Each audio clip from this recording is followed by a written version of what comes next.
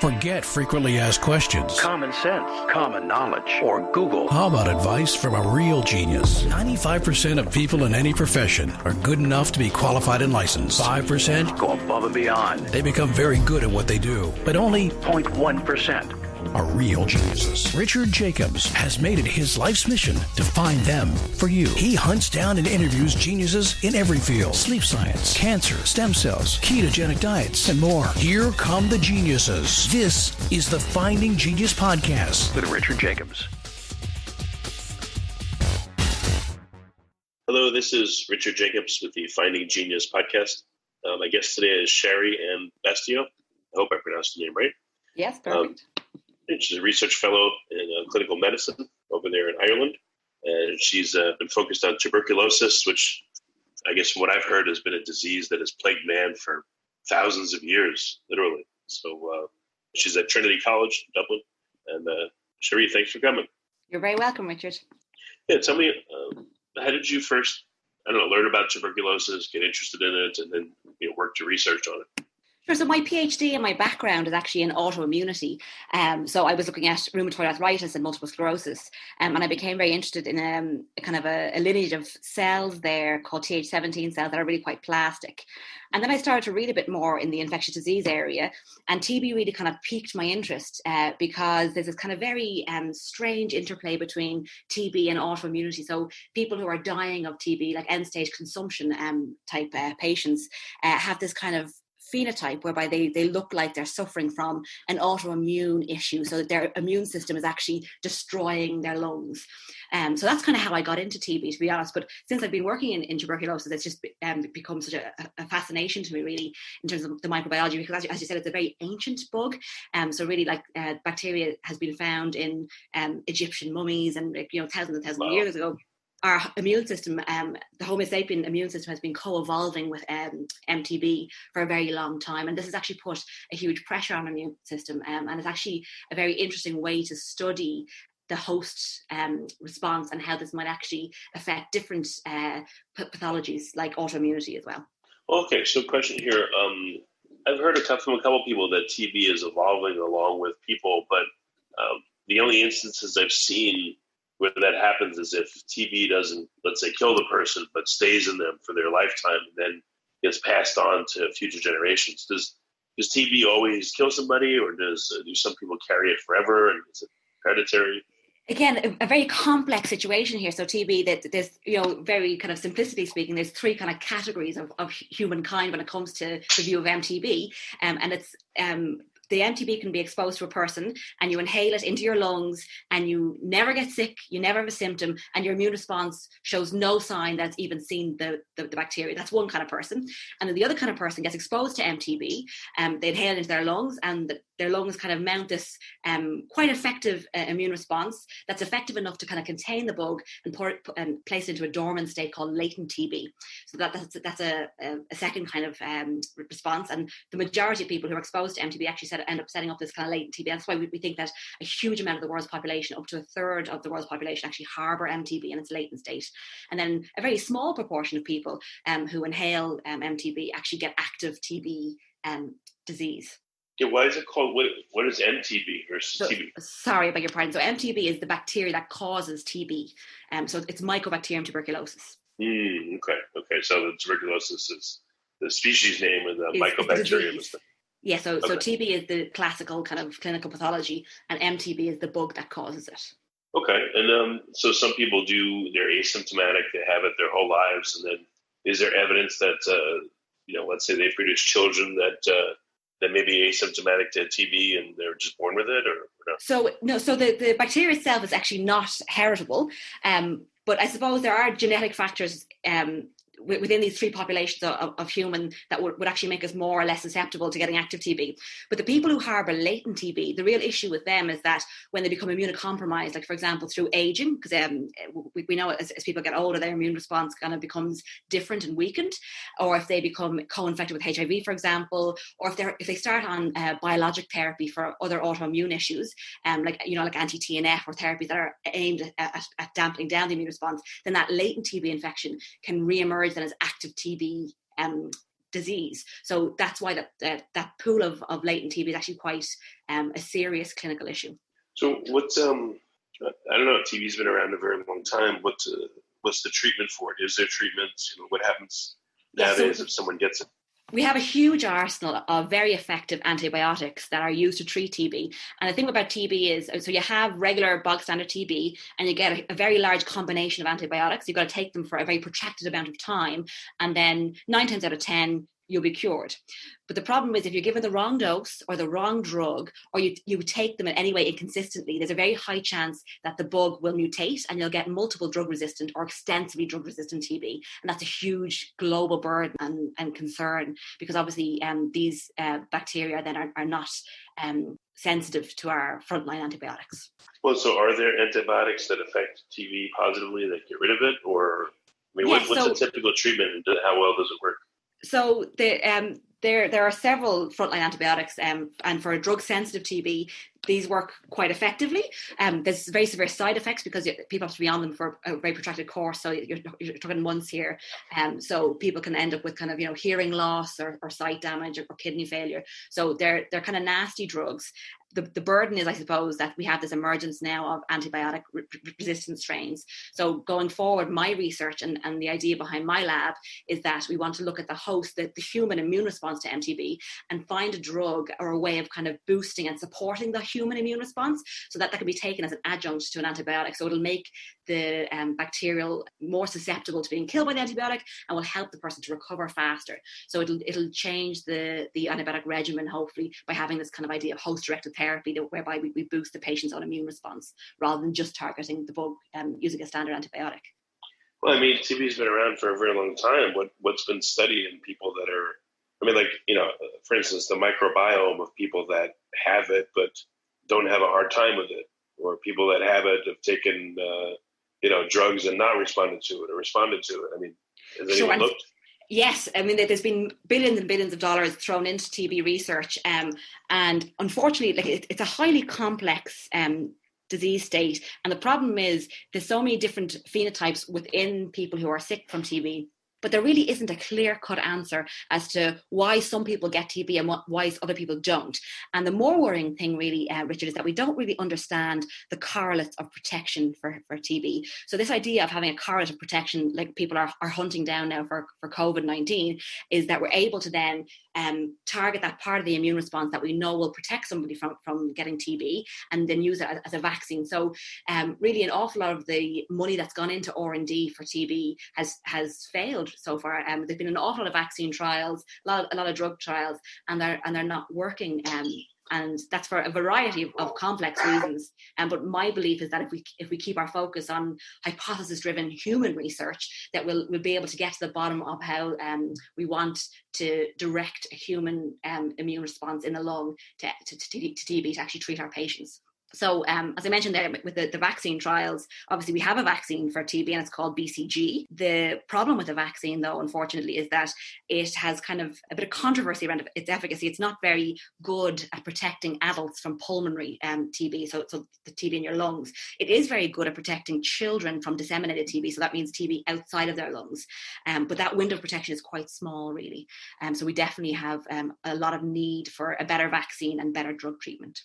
How does TB affect the microbiome, for instance? Has it been studied to see that people that have TB, any idea of their background microbiome and how it changes when they have it? Does it push out preferentially certain microbes?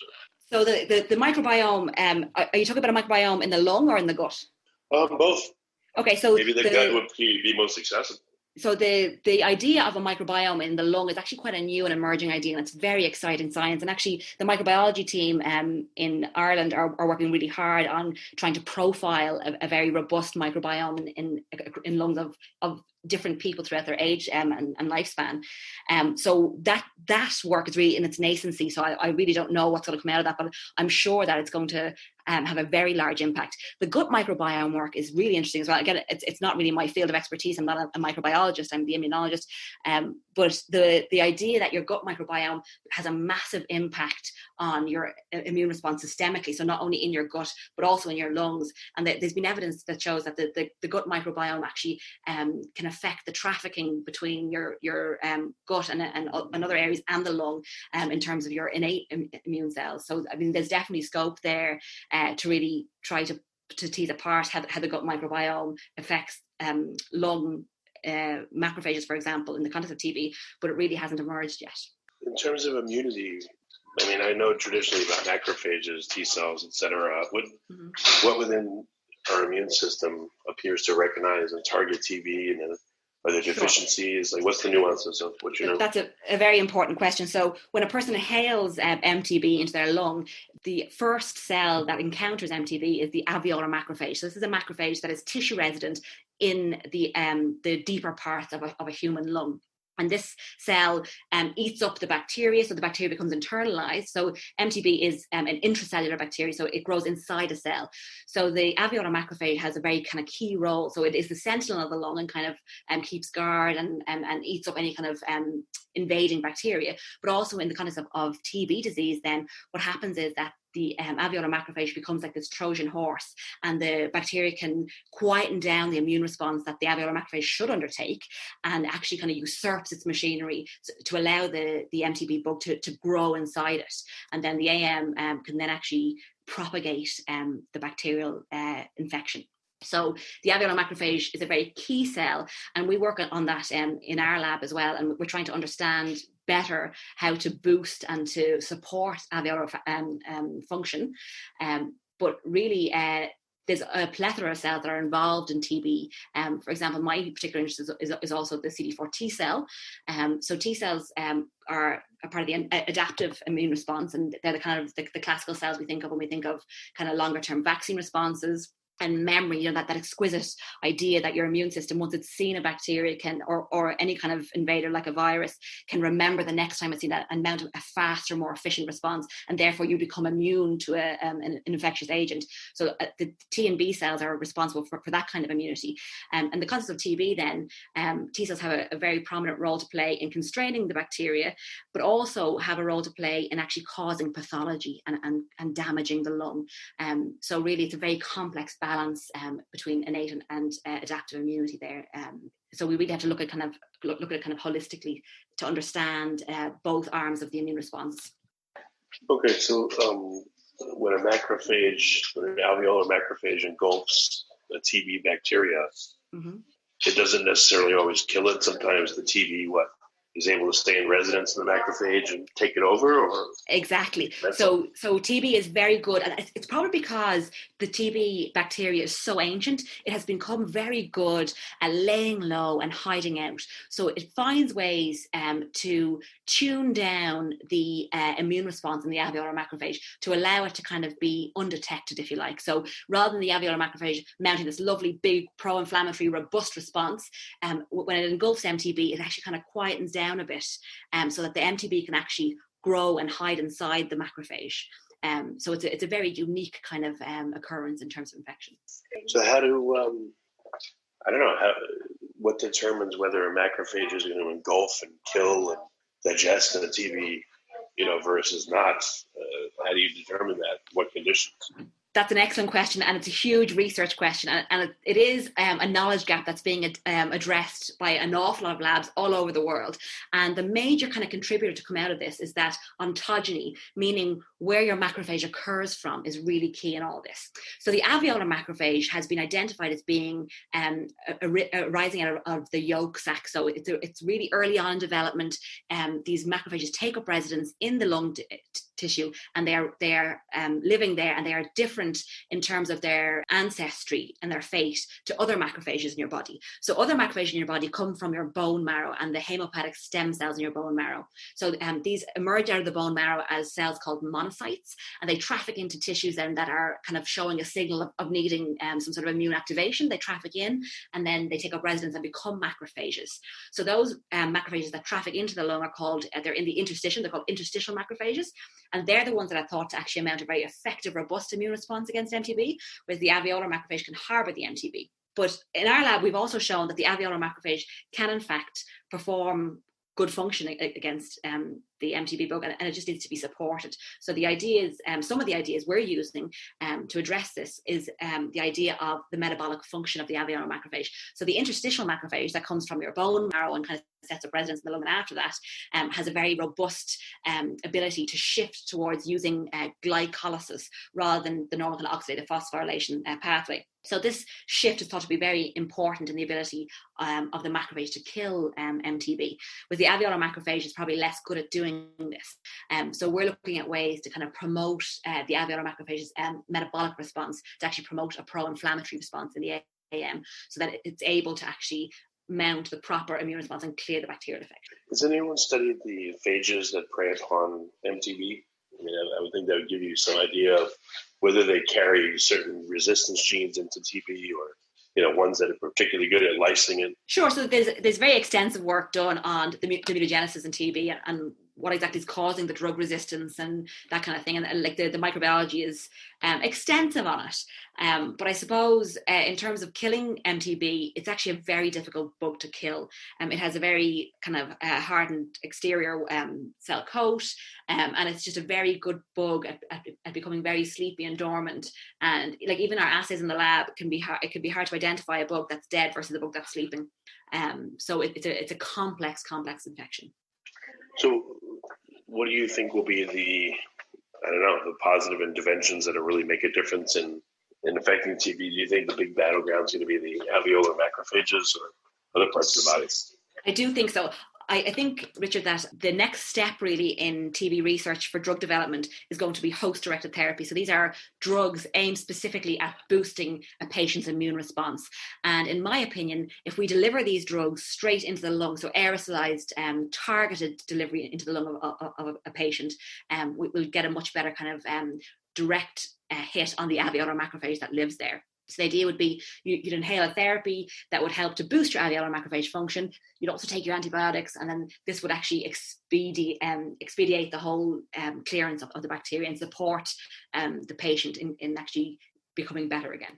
Is there any way to culture the types of macrophages that would migrate their way in, that are more adaptable and flexible, as you mentioned before?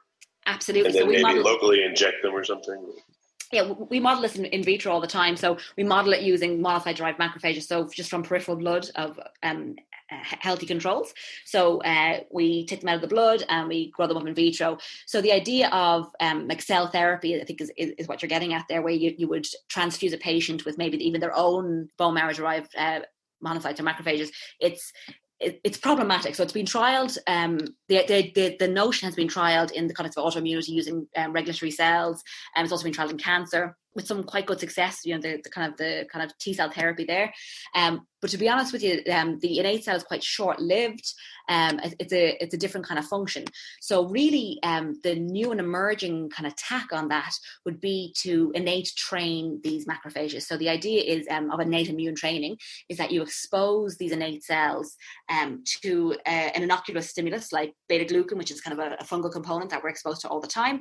And this actually can get into the bone marrow stem cell niche. So it actually changes the characteristics of the stem cells inside that bone marrow, and it makes the emerging monocytes actually more poised and ready to fight an infection.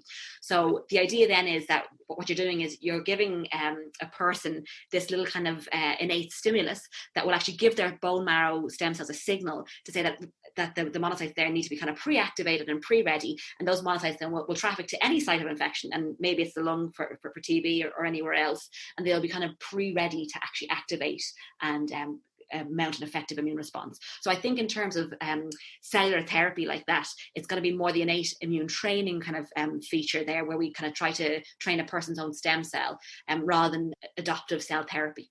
So, I mean, nowadays with TB, what's like the current standard of care, and what do you think we're closest to in terms of upping the standard of care for it? So really, I suppose it's about screening programs and good contact tracing and all those kind of very robust systems that we've had in place for a long time that just need to be kind of increased and upped. In terms of standard of care and how far off we are actually introducing host-directed therapies, there's a lot of stuff in the pipeline, and I would be hopeful that in the next kind of 10 years that there might be some really good positive clinical trials to emerge for it. But as to an exact date and time, who knows? Well, very good. In terms of the evolution of TB, what has been observed, again, several people mentioned that it's evolved along with people. So, I mean, have you been able to study, or is there enough preserved of TB from 100 years ago, 1,000 years ago, to see any differences and what differences there are? Yeah, so, I mean, there are ancient strains that have been isolated from, fossilized bones and all sorts of stuff like that. And I mean, it is absolutely fascinating. But it's funny because the evolution of MTB has been kind of slower, if you like, than the idea where I was coming from, with the idea of host evolution, really, because the idea would be that the MTB has been there and it's been a pressure on the human to kind of change or alter their immune response. I suppose I'm interested in that field because of my background in autoimmunity, which looks at Th17 cells. So these are a type of T cell that are kind of highly implicated in pathology in the context of multiple sclerosis and rheumatoid arthritis. But in the context of TB as well, they're also known to be quite damaging to the lung. So they kind of, they send out signals that recruit in lots of neutrophils, and they cause lots of kind of inflammatory responses that can damage the tissue. So what I got really interested in was the idea that the Th17 lineage was actually really quite plastic, and the pressures for this kind of plasticity. And I kind of wondered, was the evolutionary pressure for this plasticity led by an infection? So I think that's an area that is understudied, and it'll be fascinating if we can actually uncover that. What do you believe the plasticity, you said the plasticity was selected for, but the plasticity of what? Of TB in general, or the immune system? No, I'm talking about the T cells. So there's a subpopulation of T cells that are called Th17 cells, and these cells now, in the context of inflammation, so in immune settings like rheumatoid arthritis, like in the inflamed joint, these cells are really quite plastic. So by plastic, I mean they don't behave only like they should behave. They're able to adapt and respond to cues in their environment and behave like other types of subpopulations of cells that really we used to think classically they shouldn't be behaving like. So that's kind of that plasticity, that they're able to become similar to another type of cell. So the Th17 lineage is thought to protect a human against fungal infections and also against intracellular bacteria. But in the context of an inflamed environment like you get in the lung and TB, there's pressure put on these cells then to actually become plastic and to be able to look and behave like a different type of cell type. So I'm really interested in understanding what these cues are to make these cells kind of behave differently, so to see if we can actually better understand what the signals are there between an infected alveolar macrophage and these Th17 type lineage cells, to really get to the bottom of what's causing this kind of chicken and egg effect of the bacteria and the host kind of being embroiled in this very complex dance, and neither one of them really winning out unless the patient becomes so sick and overwhelmed of their consumption that they die, where the immune response is actually inappropriate, versus kind of a latent immune response where it's gone sleepy, versus a really effective immune response where the person has been infected and never even known it, and they're perfectly healthy now. So I think that kind of interplay there between the alveolar macrophage and the adaptive T cell responses that are kind of very plastic and unusual in certain contexts of TB is going to be a really interesting one to understand those things. When does this the regime change seem to happen when someone's infected? Like, are there certain time periods or other conditions that seem to say, all right, now you're in this phase, you're in this phase? Yeah, so, and I mean, this is another, so TB is a very complex infection, and this is another layer of complexity on TB, that it is kind of an issue whereby you have several stages, and I suppose in my lab we're interested in several of those stages, but kind of very simplistically, if we look at it kind of in two parts, the first stage is when a person inhales the bacteria, and the innate immune cells, like the alveolar macrophage or the interstitial macrophages that traffic into the lung, they see the bacteria and they can either mount a really effective innate immune response and clear the bacteria, or there's this kind of lag period where they're not really coping, they're not really responding well, and then you've got this the influx of adaptive T cells, and that can either cause the infection to become quiet and latent, or it can cause an active infection. So really, this kind of timeline is very important. So by boosting the immune response at the innate cell level, like if we could try to support the alveolar macrophage function, what we're trying to do there is promote early clearance, so a person never becomes ill. Then later on, the interest in studying kind of the Th17 lineage and the plasticity there is more about trying to control inappropriate inflammation that actually might kill a person in active TB. So it's very much so disease course that has several facets to it, but simplistically we can kind of model it in the lab as early clearance responses that are kind of innate mediated versus your later active TB end stage that may be perhaps immune mediated. When people clear TB quickly, how quickly is quick? And I don't know, is it a matter of days or weeks? Or? Well, it's actually really very hard to study those people because the issue is that we assume, so from high burden countries, we assume people have been exposed and yet they show no clinical signs and they don't have any immune signature that they've been exposed. So what I mean, Richard, is, for example, if somebody living in your household gets really active TB, has an awful lot of bacteria in their lungs, they're coughing it up, they're highly infectious, and you live in the same household as them, and you never get TB, you never get any signs and symptoms, and your immune system doesn't have any imprint that's seen the TB, people assume then that you will be that person who has seen it and cleared it without any response. But we don't know for a fact that person's ever actually been infected. So they're a very hard cohort to actually study, but they really are a very interesting one. And I think you've got your finger on the pulse there, because it's really where the money is. Because if we can understand who those people are in terms of their genetics or what it is that mounts an effective immune response, so effective that they clear the bug without leaving any imprint. And what I mean by that is there's no adaptive imprint. So when you take their blood and you do a recall in the lab to see if there's any specific long-term adaptive immunity to TB, they don't. So they've mounted an effective innate immune response that's cleared the infection theoretically and never become sick from it. Now, the other theory could be that they just never, even though they were living in very close contact with a person who was highly infectious, perhaps they never became infected. So they're a very difficult cohort study. Can you tell if someone has cleared it quickly, or is that just like it has to be, but it's never been observed? So again, these are all deductions. So the only way we're able to tell if somebody's been exposed to TB is if they are IGRA positive. So IGRA is interferon gamma release assay. So it's a diagnostic test people use clinically, and that shows you whether or not your adaptive immune response can theoretically respond to TB antigens.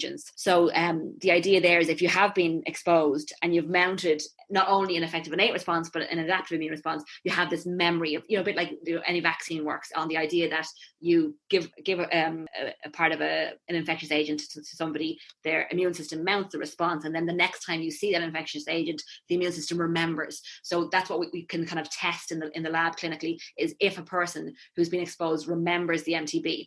But so that's one cohort of people, and those people can sometimes have latent TB, or they can currently have TB active disease, or they might have no pathology at all.